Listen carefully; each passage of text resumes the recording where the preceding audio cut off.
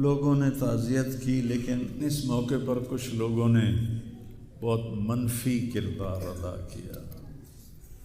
میں ایک جوان بیٹے کی میت اٹھا رہا ہوں اور اس کو قبر میں اتار رہا ہوں، اور سوشل میڈیا پہ کیا کیا میرے ملک کے انسانیت ہی بھول گیا ہے، اسلام کو پتہ نہیں کیا بنا دیا ہے۔ اسلام تو آتا ہے جب نبی کی زندگی سامنے ہوتی ہے، تو کوئی خوابوں پہ تبصرے کر رہا ہے اور کوئی میرے اوپر تنقید کر رہا ہے، کوئی میرے بیٹے کو کہہ رہا ہے مولوی کے بیٹے نے خودکشی کر لی، تو بتاؤ میرے اوپر کیا گزری ہوگی اس سے۔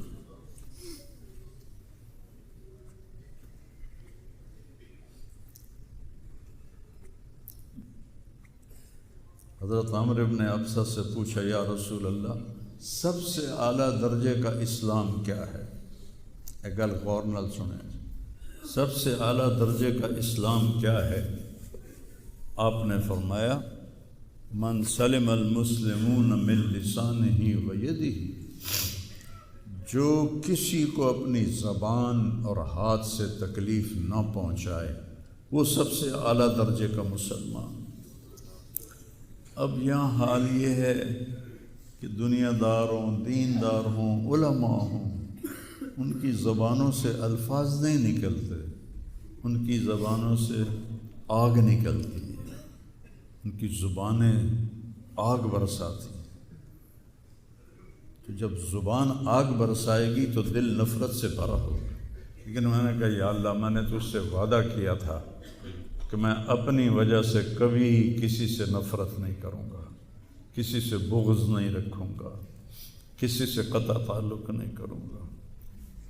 آج مجھے یہ وعدہ پورا کرنے میں زور لگانا پڑ رہا ہے کہ ایک طرف مجھے اپنے بیٹے کی لاش نظر آتی ہے، ایک طرف ان نادانوں کے تبصرے نظر آتے ہیں۔ میں کسی کا نام نہیں لیتا، بھرا پڑا سوشل میڈیا، اور اتنی جھوٹی خبریں، اتنی جھوٹی خبریں، اتنی جھوٹ، زخم پہ مرہم لگاتے ہیں یا نمک چھڑکتے ہیں، اور وہ اسلام سمجھ کے کر رہے ہیں۔ میرے بیٹے کی لاش میرے سامنے ہر وقت نظر آتی رہتی ہے، اور کوئی کہہ رہا ہے خواب جھوٹا بیان کیتا سوں، کوئی کہہ رہا ہے بیان کرنا والا کوئی جھوٹا ہے ہی، کوئی کہہ رہا ہے قرآن خوانی کیوں کیتی سوں، یہ تو حرام ہے، کوئی کہہ رہا ہے دعا کیوں کروائی سوں۔ سارا حلال حرام ایتھے ہی رہ گیا۔ ایک زخمی باپ کے زخم پر پھنبا رکھنے کی بجائے میں نے بڑے، انسان زندگی میں صدمے دیکھتا ہے، ناگواریاں دیکھتا ہے، میں نے بڑی بڑی ناگواریاں دیکھی، لیکن عاصم کی ناگواری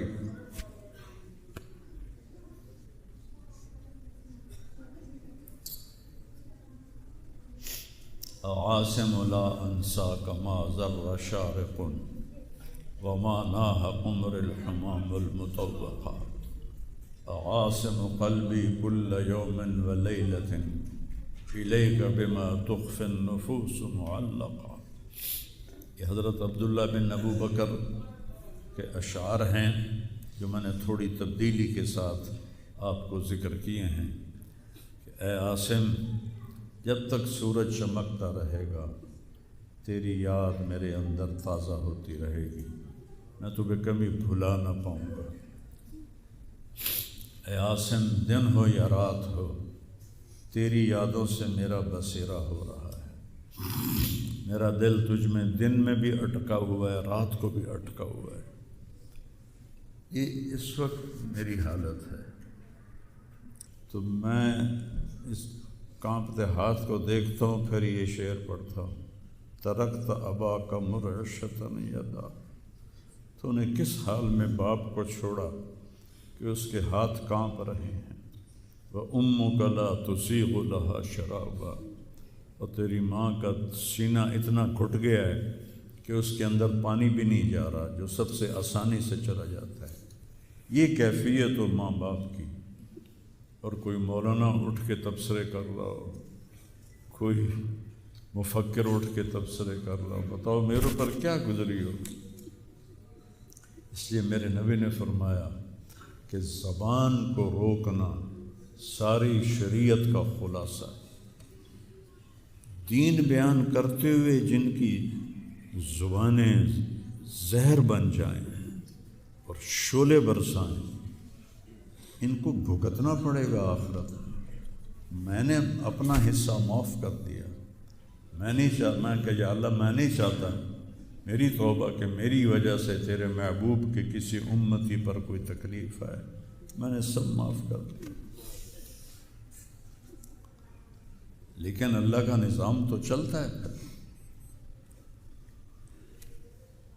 اور صرف لائک لینے کے لیے جھوٹی خبریں، چند پیسے اکٹھے کرنے کے لیے، وہ یہ نہیں جانتے کہ ایک باپ کا زخمی جگر اور کتنے زخم گہرے ہو جائیں گے تمہارے چند پیسوں کے لالچ، اور کرنے کو کوئی باتیں ہیں نہیں۔ اور جو اس قسم کی واہیات بولتا ہے اس کو لوگ سنتے بہت، کوئی مثبت بات کرتا ہے تو اس کو سنتا کوئی نہیں۔ میں نے اپنا دکھ آپ کے ساتھ شیئر کیا ہے، اور آپ کو نصیحت کرتا ہوں اپنی زبان کی حفاظت کریں۔ میرے نبی نے کبھی منبر پہ کھڑے ہو کر کسی کو برا بھلا نہیں کہا، عبداللہ بن ابی کو بھی برا بھلا نہیں کہا، مجلس میں بیٹھ کر کسی کو برا نہیں کہا، اور تو یہ کرتا ہے، مرتے دم تک آپ نے یہ کسی کو نہیں کہا۔ کسی کی کمی بھی دیکھی تو نظریں جھکا لیں، اس کی کمی کو اچھالا نہیں۔ ہمارے ہاں، ہمارے خطیبوں کے ہاں یہ دین بن چکا ہے کہ ان کے سامنے میرے نبی کی سیرت نہیں ہے، تو میں آپ کے سامنے ہاتھ جوڑتا ہوں، ویسے بھی کسی کو اپنی زبان سے دکھ نہ دیا کرو۔ چہ جائے کہ ایک جوان بیٹے کی موت کا غم لیے ایک زندہ لاش پھر رہی ہو، اور اس کو پتھر مارے جائیں، اور اس پر اپنے غصے کو نکالا جائے۔ بڑے دکھ کی بات ہے بھائی، بڑے درد کی بات۔ یہ ہماری قوم کی گراوٹ کی انتہا ہے، گراوٹ کی میں تو اس وقت پاگل تھا، جہاں سے مجھے کسی نے جھوٹا خواب بھی سنایا تو میں نے تسلی لی کہ شکر ہے میرا بیٹا، جوان بیٹے کو اللہ نہ تنوں اٹھاون دے ویلا وکھاوے، اللہ تنوں اٹھاون دا ویلا نہ وکھاوے۔ تو جو تار سے نکلی ہے وہ دھن سب نے سنی ہے، جو ساز پہ بیت گزری ہے وہ کس دل کو پتہ ہے۔ یہ تو وہی جانتا ہے جس پہ یہ صدمہ گزرتا ہے، وہی جانتا ہے جس کا جگر ٹوٹے ٹوٹے ہوتا ہے۔ اوروں کو کیا پتہ کہ اولاد، جوان اولاد کا، اور میرا بچہ یہ اتنا نیک تھا، کبھی غیبت نہیں کرتا، کبھی غیبت نہیں کرتا، کسی سے نفرت نہیں کرتا تھا، کسی کی غیبت کرنے نہیں دیتا تھا، کسی کی برائی کرنے نہیں دیتا تھا۔ یعنی اس کی آپ بات سنو کہ یا اللہ جن جن لوگوں نے پاکستان کو لوٹا ہے اس میں جتنا میرا حصہ لوٹا ہے میں نے سب کو معاف کیا۔ ایسے اخلاق والا بچہ میرا مر جائے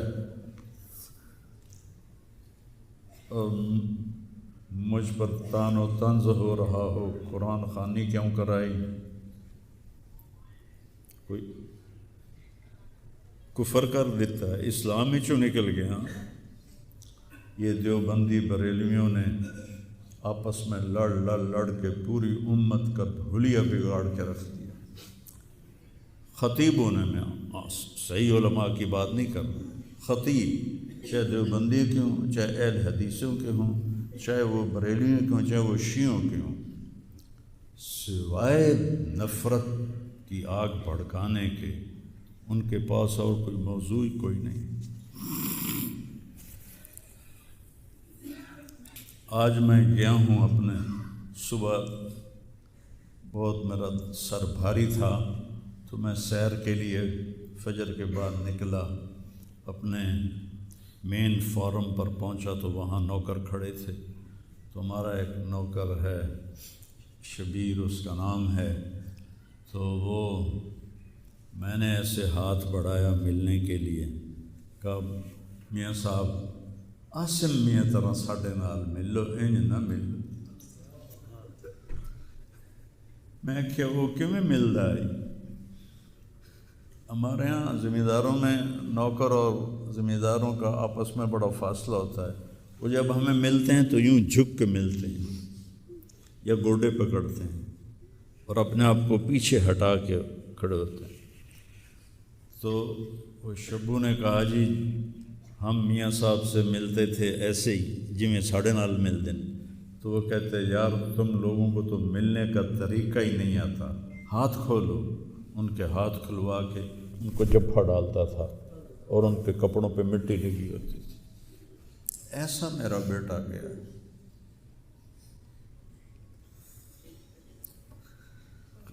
نوکر کے منہ سے نوالا نکال کے اپنے منہ میں ڈال کے کھا لیتا تھا۔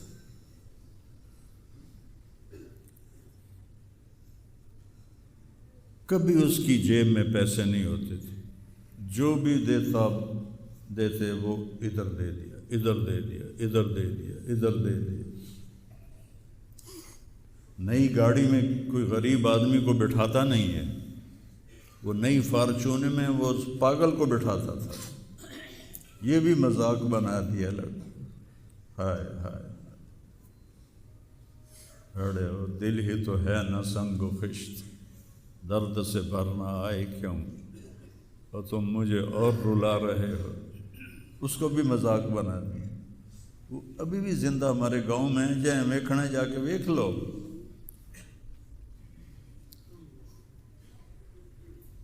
اور اس نے کہا کہ میرے رب نے میری بخشش کر دی اس ملنگ کی خدمت کی وجہ سے۔ کسی پاگل دے کپڑے وٹامنا، ناوامنا، وہ دے وال کٹامنا، وہ دے نو کٹامنا، ایک زمیندار دے بیٹے دا اے کوئی سوکھا کام؟ وہ دے ماں پیو نان کر دے۔ اتنا غریبوں سے اس کو پیار تھا،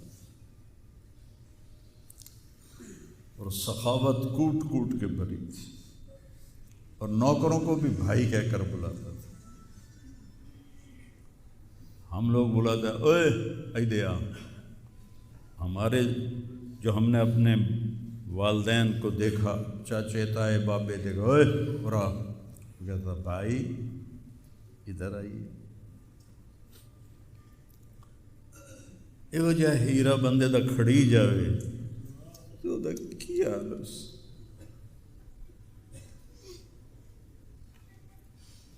شرم ہی نہیں ہوتی لوگ کم بختاں چار ٹکے یا سستی شہرت لین واسطے